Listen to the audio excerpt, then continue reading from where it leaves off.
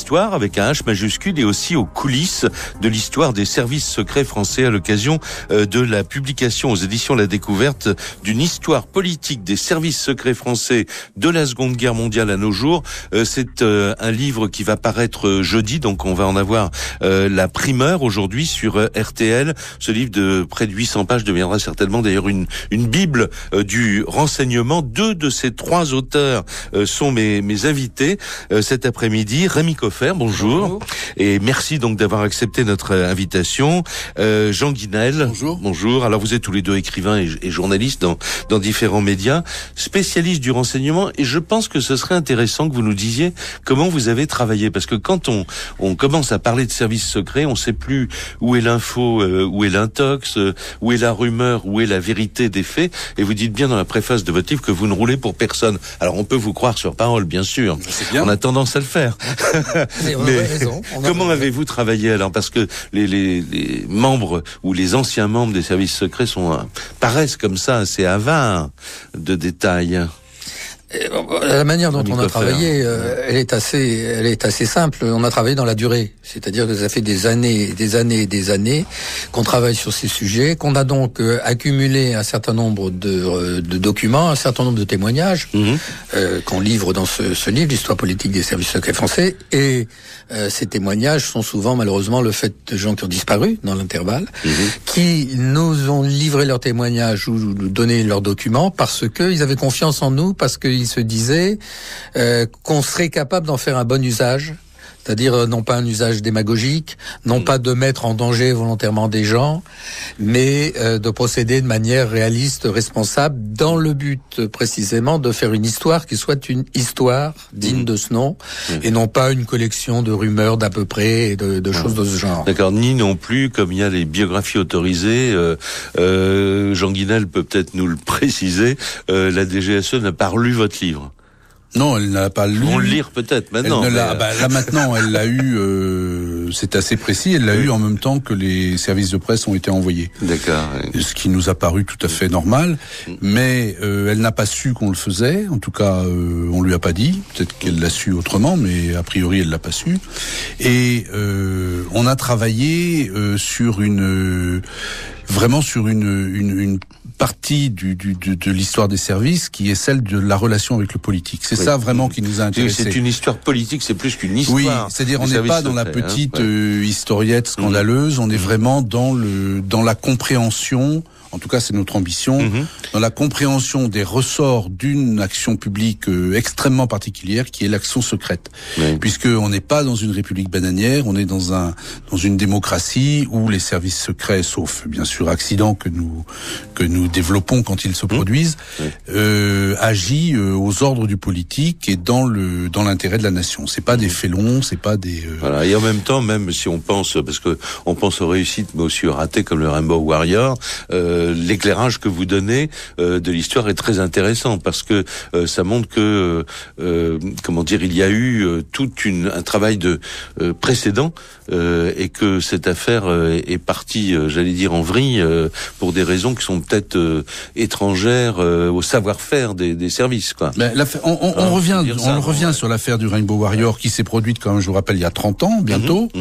Donc ici, il y a de l'eau qui a coulé sous les ponts depuis, et il y en avait qui avaient coulé avant. C'est une péripétie. Le bateau a coulé également. Voilà. Et Fernando Pereira, le malheureux photographe, est mort. C'est une affaire extrêmement pénible et qui a coûté très cher à tout point de vue. Mais c'est un élément de l'histoire. Et donc ce qui est très important de comprendre dans ce système, c'est que les services secrets, c'est-à-dire ceux qui agissent à l'extérieur du territoire français, agissent hors des lois françaises et hors des lois étrangères.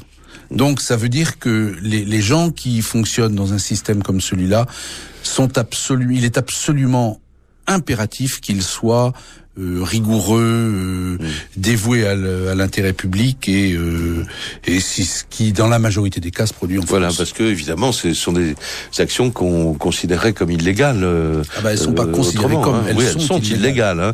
C'est-à-dire quand on raconte l'histoire d'un dirigeant de la compagnie d'aviation chinoise qui vient dans un hôtel à Toulouse et qui se retrouve dans sa chambre avec des gens en train de fouiller ses affaires, de photographier, d'enregistrer. On se dit c'est comme l'histoire des plombiers, mais il y a peut-être une autre explication, c'est ça? Voilà. Parce que là, on aurait tendance à penser que ceux qui étaient chargés de visiter la chambre de ce personnage important de l'aéronautique chinoise étaient des clampins. Or, en fait, peut-être que... Non, et puis surtout, ils agissaient pas dans la légalité. Oui, non, d'accord. Mais ils agissaient dans l'intérêt de l'État, mais pas dans la légalité. D'accord. Mais peut-être que le Chinois en question avait une protection qui faisait qu'on avait repéré... Voilà, enfin... Rémi Coffert, Oui, tout à fait. Mais bon, ce qui est intéressant dans cette histoire politique, c'est en France, c'est à cause des ratages que les changements se produisent la plupart du temps. Alors, par exemple, vous avez une vieille affaire qu'on rappelle évidemment, qui est l'affaire Ben Barka, c'est l'enlèvement en 65 du leader de l'opposition marocaine, Ben Barka, à Paris, en plein Paris, devant le drugstore de Saint-Germain. Enfin, il y avait encore le drugstore à Saint-Germain-des-Prés. Et cette affaire a provoqué une onde de choc, et du coup, tout à fait par hasard, le général de Gaulle a à ce moment-là rattaché le SDEC, qui était la DGSE de l'époque, l'a rattaché au ministère de la Défense, alors qu'autrefois ça dépendait du Premier ministre, l'a rattaché uniquement pour le seul motif que Pierre Messmer, qui était le ministre de la Défense, était un gaulliste de béton pur et dur, et qu'il n'aurait pas d'histoire avec lui. Voilà, donc depuis, c'est resté un dogme, par exemple. La DGSE est rattachée au ministère de la Défense, et c'est un dogme qu'on a commencé simplement à ébranler sous la présidence de Sarkozy, par exemple. Voilà, alors justement, De Gaulle, Pompidou, Giscard d'Estaing, Mitterrand, Chirac, Sarkozy, les grands responsables du pouvoir en France n'ont pas eu la même confiance par rapport au service, on en parlera tout à l'heure. Nous sommes le 15 février 1983, il est 7h55 du matin, des employés de la DDE qui travaillent sur la route nationale 202 dans les Alpes-Maritimes découvrent sur une aire de stationnement le corps d'un homme près d'une Peugeot 305 à 2 mètres du corps, un revolver 357 Magnum Smith & Wesson. 3 douilles ont été percutées, mais une seule balle est retrouvée dans le corps de la victime. Alors, règlement de compte, suicide, le mystère s'épaissit lorsqu'on découvre que le cadavre est celui d'un lieutenant-colonel de la DGSE, Bernard Nutt, 47 ans, en charge du bureau niçois des services secrets français, un poste évidemment stratégique puisqu'il couvre la recherche de renseignements sur le sud-est de la France et aussi sur le nord de l'Italie. 3 jours plus tard, sur RTL, Robert Cessieux évoquait les tout premiers résultats de l'enquête. Je pense qu'il n'est pas utile de vous préciser que cette affaire évolue dans les ténèbres. Avare de confidences, la police l'est encore plus lorsqu'il s'agit d'un agent secret. Cela dit, malgré les indices pour le moins troublants qui appuient la thèse contraire, on penche de plus en plus pour le suicide. Le suicide parce que, et c'est un élément essentiel, c'est avec son arme que le colonel a été tué. Alors vous me direz que ça n'est pas une preuve, que cette arme, les meurtriers ont très bien pu l'utiliser. Et puis remarquez surtout que 3 cartouches ont été percutées. Alors c'est vrai, 3 cartouches ont été percutées, mais on n'a retrouvé qu'une seule balle dans le corps de l'agent secret. Les 2 autres sont donc dans la nature et rien ne montre qu'il ne les a pas tirées lui-même. D'autres constatations sont également favorables à la thèse du suicide. On sait par exemple que si le colonel a garé sa voiture à cet endroit de la Nationale 202, c'est qu'elle était en panne sèche. On a remarqué aussi que 3 portières étaient verrouillées, ce qui porte à croire qu'il était seul dans la voiture. Et puis, et c'est là encore un élément essentiel, il a été aperçu seul dans son véhicule vers 2h du matin. Par un cantonnier d'abord et par un commerçant ensuite, qui ont tous deux déclaré qu'il se tenait assis, la tête inclinée sur le volant, comme quelqu'un qui se repose. La radio à ce moment-là était en marche et les phares étaient allumés. Alors vous voyez, ce sont quand même des éléments qui semblent accréditer la thèse du suicide. Mais c'est vrai, le test de la paraffine, qui sert à déceler les traces de poudre que les auteurs de coups de feu gardent généralement sur les doigts, s'est révélé négatif. Mais de l'avis des spécialistes, ce test ne prouve absolument rien. Cela dit, le mystère demeure, et je dois même vous avouer que le service secret français aurait préféré se trouver en présence d'un crime. Un crime parce que cela limite les recherches. En établissant la liste des dernières missions du colonel, On peut en effet imaginer d'où peuvent venir les coups, mais le suicide, lui, permet toutes les suppositions, toutes et surtout les pires, car la première qui vient à l'esprit, c'est que le colonel aurait pu trahir. Et c'est bien ce qui inquiète les services secrets, qui ont tout de suite remarqué que leur agent n'avait en apparence aucune raison de se suicider. Je dis bien en apparence, mais vous me direz que l'apparence est évidemment ce qu'il y a de plus trompeur lorsqu'on est agent secret. Donc c'était le papier de Robert Cessieux, très très peu de temps après cette mort. Alors Rémi Coffert, Jean Guinel, vous en parlez évidemment dans ce livre. On faisait allusion à des indices troublants. Vous avez reconstitué aussi un peu les dernières missions, le dernier emploi du temps de Monsieur Nutt. Alors, si vous voulez, le lieutenant-colonel Nutt donc avait 47 ans. Il avait un long passé dans les services secrets. Il avait été en poste en Afrique et en poste en Asie. C'est donc quelqu'un d'extrêmement qualifié en tant qu'officier de renseignement.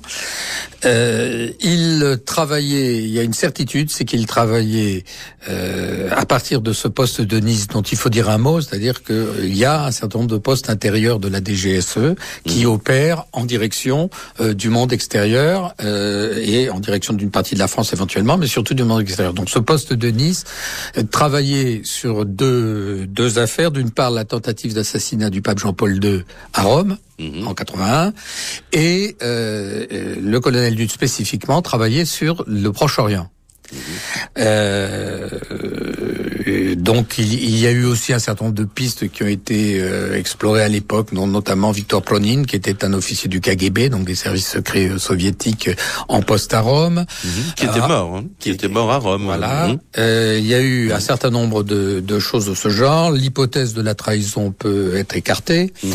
En revanche, les causes de la mort proprement dites, il y a deux thèses qui se sont opposées. Donc la thèse de l'assassinat et la thèse du suicide. La thèse du suicide a été défendue par Bernard Violet, qui est un journaliste enquêteur.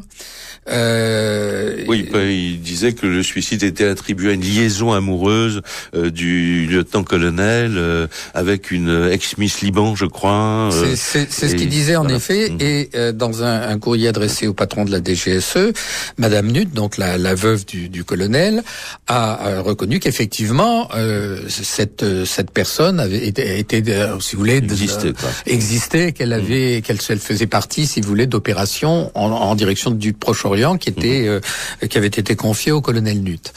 Sa veuve a également mentionné quelqu'un avec qui il était en rapport, qui était François Giacomo. Alors, c'est pas Giacomo C des bandes dessinées. Oui. C'est un officier de renseignement qui travaillait, vous parliez tout à l'heure des chambres d'hôtel, et bien qui travaillait précisément dans la visite des chambres d'hôtel. Car il faut savoir qu'à la Libération a été mis en place un service qui a à l'époque noyauté l'association professionnelle des sous-directeurs et garçons d'étage des hôtels, et également les Clés d'Or, qui est l'association des concierges des hôtels, et donc on s'en servait comme élément de renseignement. Et elle l'a mis en cause, non pas évidemment à son détriment, mais en disant qu'il était en rapport avec François Giacomo. Et puis votre confrère le disait à l'époque, évidemment, la thèse qui arrangeait le plus la DGSE, c'est plutôt la thèse de l'assassinat, parce que si c'est la thèse d'un suicide qui prévalait, la thèse d'un suicide pour cause de liaison amoureuse, bon, c'est pas très bon pour l'image du service. Ouais. En tout cas, la justice a tranché sur un point, elle a condamné Bernard Violet à 2 reprises, puisqu'il a fait appel, a été condamné à appel à une très forte amende, c'était presque 17 000 euros. Donc, et le livre n'est jamais paru. Le livre a paru, mais l'éditeur l'a retiré de la vente, donc le livre n'est plus disponible. Alors, le mystère continue à planer. Alors nous, pour notre part, nous avons à la fin de ce livre, il y a une liste de 200 agents de renseignement français ou membres des forces spéciales françaises morts en service commandé depuis la Libération. Nous avons intégré le lieutenant-colonel Nutt à cette liste, étant donné que la certitude qu'on a, c'est que cette Miss Liban qu'il avait rencontrée, quelle que soit la nature de ses rapports et le rôle qu'elle aurait pu jouer mais dans sa mort, de toute façon, c'est dans le cadre d'une mission qu'il l'avait rencontré, donc on l'a intégré à la liste des agents qu'on a établi nous-mêmes, que la DGSE n'établit même pas pour son compte, qu'on a fait, si j'ose dire, à sa place. Fait à sa place, voilà.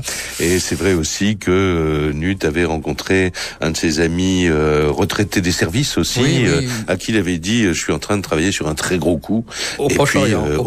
Yunikov, oui, quelqu'un qui était qui était donc, pas du tout. Il y a toujours un point d'interrogation sur l'affaire et le fils Bruno Nuth, le fils du lieutenant-colonel Nuth, espère toujours la levée du secret défense parce qu'il pense que la DGSE sait. Et il voudrait bien que ce soit public. En tout cas, ça serait sain que ça puisse intervenir, mais alors il y a des problèmes de procédure, après des domaines un peu compliqués. Dans un petit moment, je voudrais qu'on reparte en 1956 quelques instants, parce que évidemment il y a aussi une galerie de personnages dans votre livre. Évidemment Jacques Foccart, tout le monde connaît, Alexandre de Marin, enfin ceux qui ont dirigé ces services secrets, et l'un d'entre eux qui m'avait totalement échappé, je dois dire, le colonel Germain, l'étonnant colonel Germain. Alors bah oui, il vous avait échappé parce que déjà il s'est caché pendant des décennies sous le pseudonyme de colonel Germain. Il s'appelait en réalité Jean Allemand. Vous me direz que c'était un peu transparent, mais enfin bon.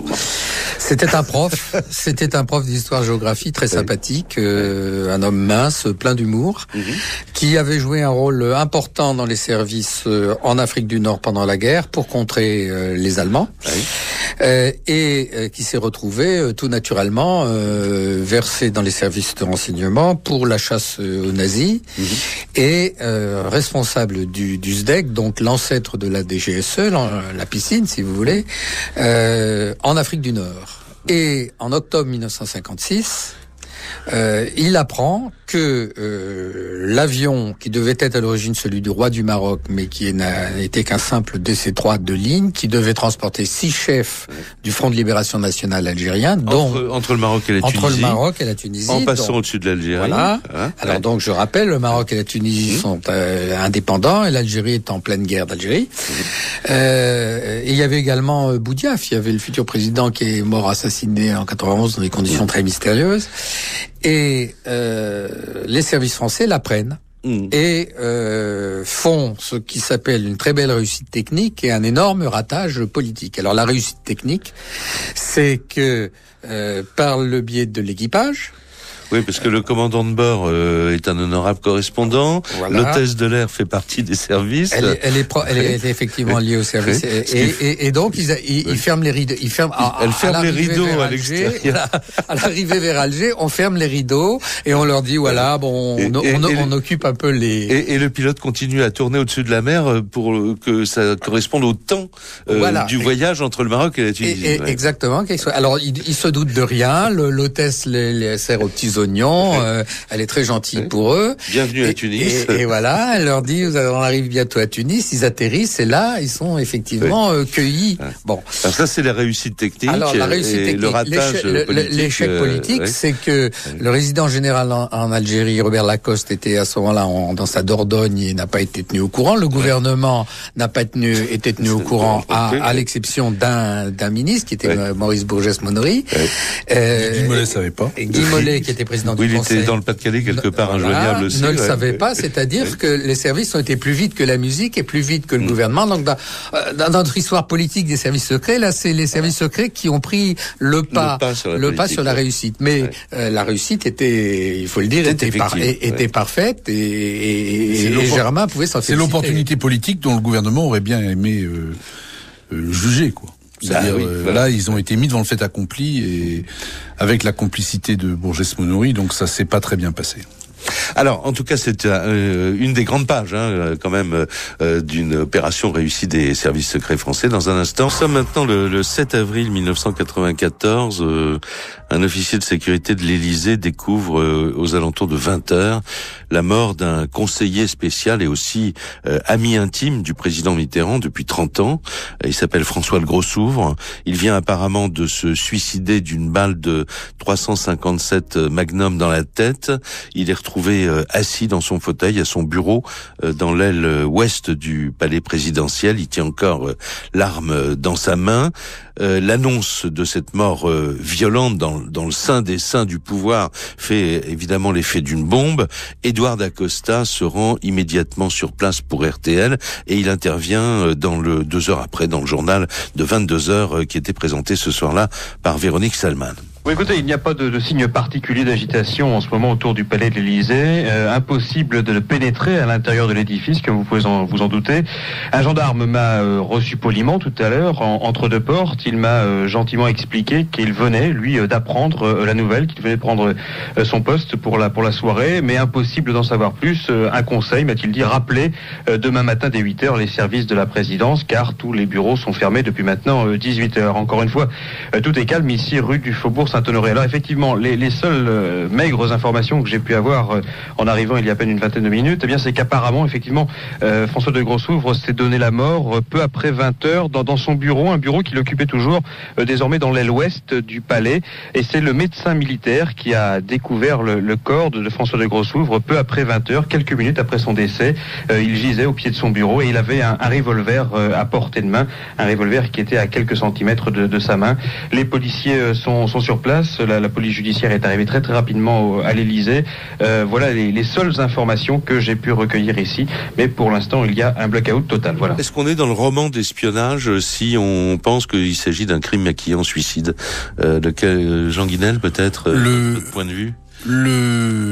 Tout s'explique par la relation extrêmement complexe entre François Mitterrand et de Grossouvre.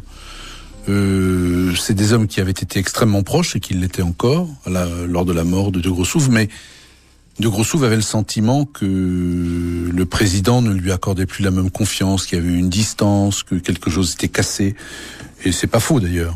Les choses n'allaient plus aussi bien. De Grossouvre parlait beaucoup aux journalistes. Il y avait une distance qui s'était établie et une rupture en fait. Une sorte d'amertume aussi. Voilà. Mais ces visiteurs. Oui. Voilà. Donc le président et lui se parlaient toujours, mais les choses étaient très distantes et ça n'allait plus du tout. Il avait aussi des problèmes personnels. Il y avait des tas de raisons qui faisaient que ça n'allait pas. Pour ma part, je n'ai pas de doute sur le suicide. Maintenant, si des éléments nouveaux apparaissent, il sera toujours possible de les examiner. Mais à mon sens, il y avait quand même des éléments. Il y avait une sorte de distance assez forte qui s'était établie. Mitterrand n'était pas satisfait de la relation et lui non plus. Donc, mais ce qui a alimenté les rumeurs, je le livre à votre jugement, c'est d'une part on n'a pas retrouvé de lettres d'adieu, que une partie du manuscrit qu'il était en train d'écrire, il écrivait ses mémoires, a disparu, et surtout que personne n'a entendu le bruit de cette détonation. Je ne sais pas si ça vous étonne ou pas, mais son bureau était situé au premier étage, donné sur l'avenue de Marigny. Alors on peut penser qu'une détonation quand même de 357 Magnum, ça fait du bruit. C'est étrange que personne n'ait rien entendu, d'autant plus que la fenêtre n'était pas insonorisée, qu'il y avait un garde en bas. Et ce sont ces rumeurs-là qui ont alimenté l'hypothèse à l'époque du suicide. Si vous voulez, les morts à l'Élysée, il y en a pas énormément. Il y a eu feu, le président Félix Faure qui est mort dans d'autres circonstances, en plein effort gaulois. Mais lui au moins en a profité avant de mourir.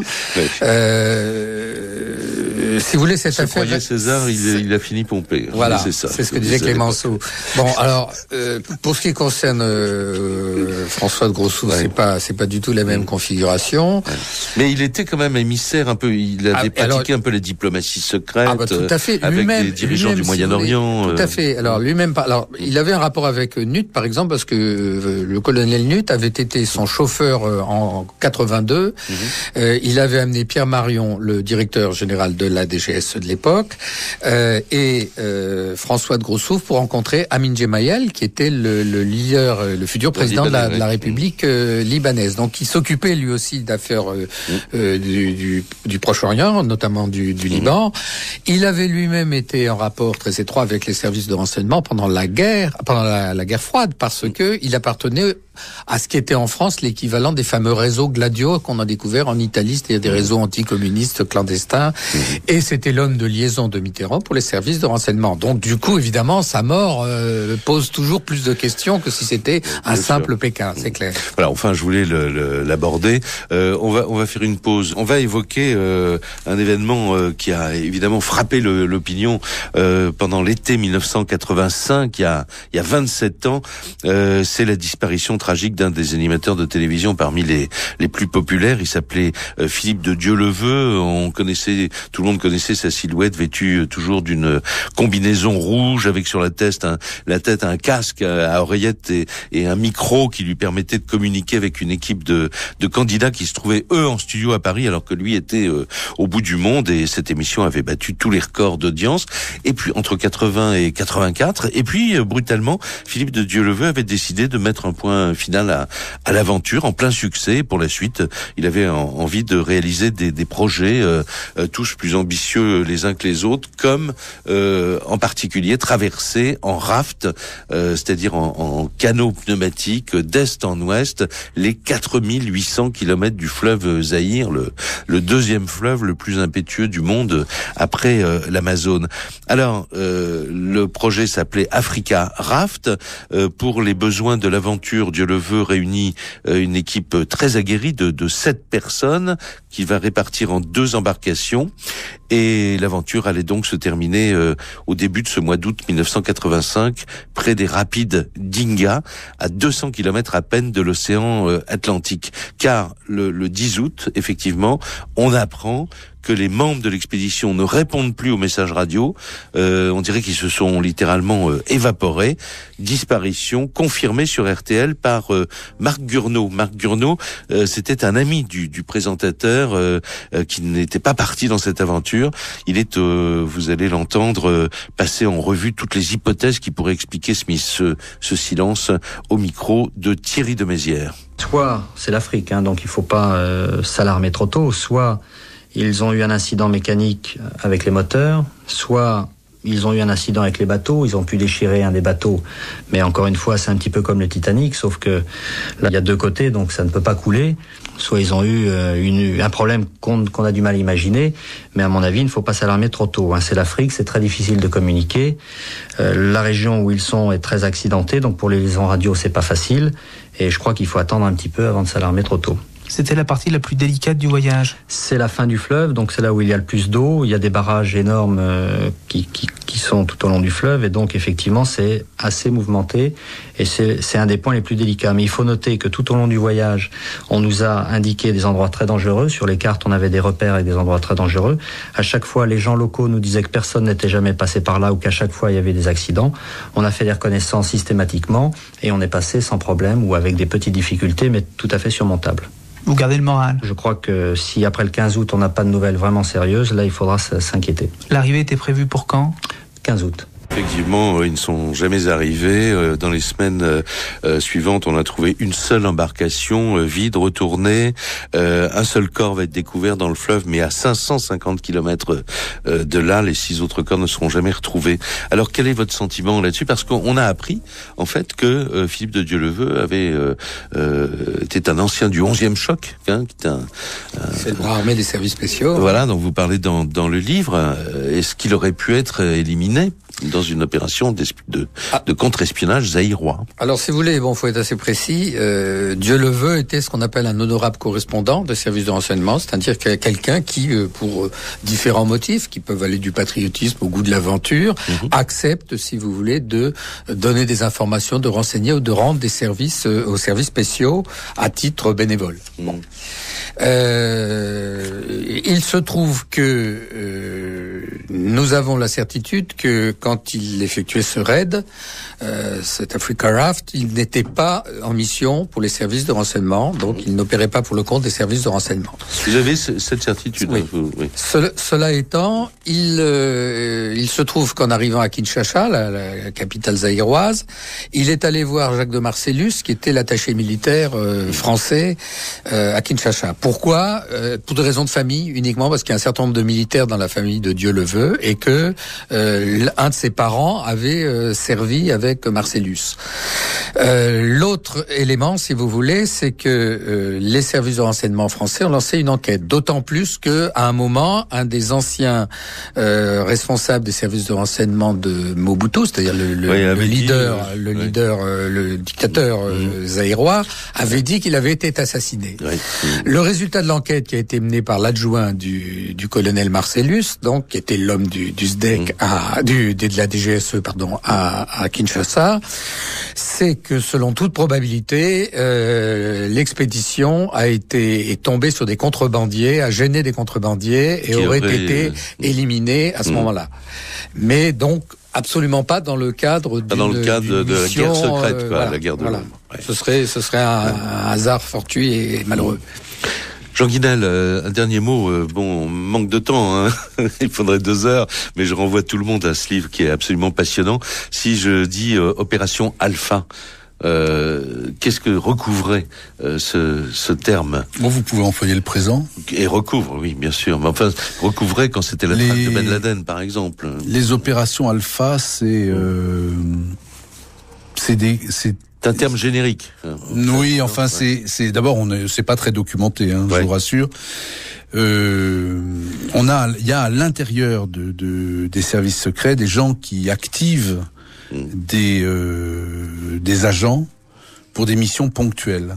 C'est-à-dire, ils vont recruter un agent, ou 2 ou 3, pour une mission précise. Ils vont le former, l'entraîner, lui faire effectuer sa mission, et ensuite ils vont le rendre à la nature.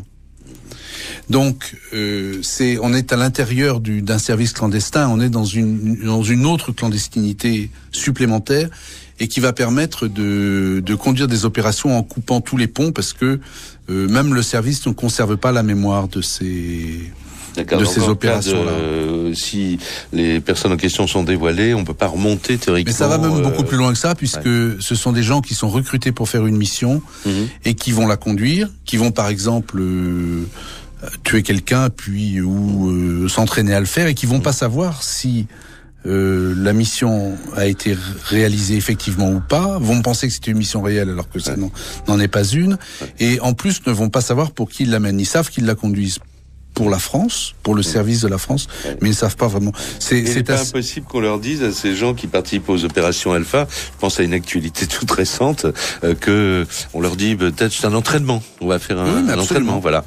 Ou bien on leur dit c'est une mission réelle alors que ça n'en est pas une, et qu'on a testé leur capacité pour des missions ultérieures. Voilà, faudrait interroger ceux qui étaient arrivés en parachute là, il y a pas très longtemps.